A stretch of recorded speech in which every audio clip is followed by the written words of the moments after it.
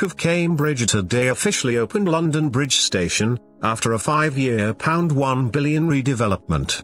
Prince William unveiled a plaque following the transformation of Britain's fourth busiest railway station, which is said to have nearly doubled its capacity, and created 2/3 more space for passengers.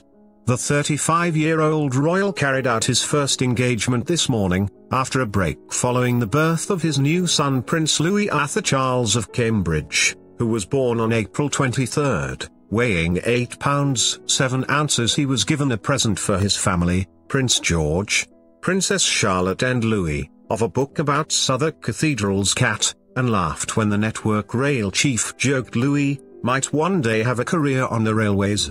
William arrived by train at the station, which brings 56 million passengers into London a year, before meeting apprentices and staff involved in the project, which began in 2012, with the old train sheds removal.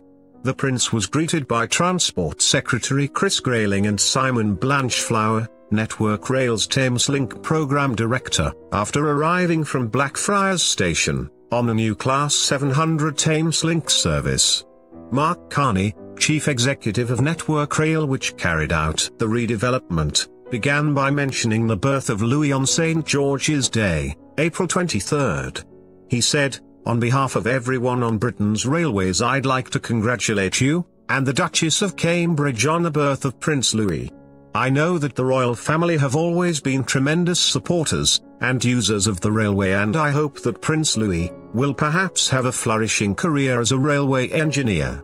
I am immensely proud that we brought this wonderful station into service, on the very day we said we would, more than 5 years ago.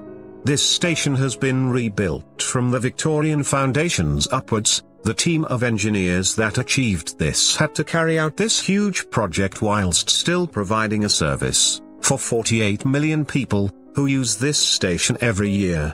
All 15 platforms at the station can now be accessed from a single central point, while the street-level concourse has become the largest in the country, and is roughly the size of the Wembley Stadium pitch.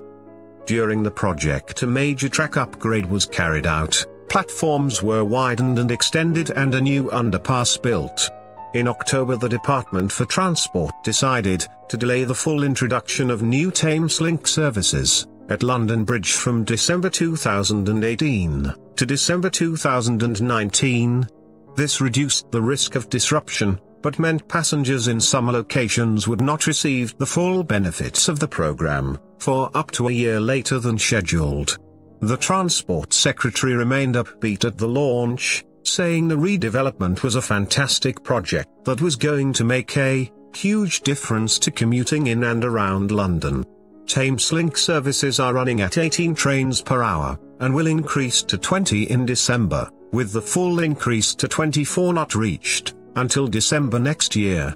A modernisation scheme named Thameslink 2000 was first discussed in 1991, but did not begin until 2006 due to privatisation of the railways and complex planning inquiries.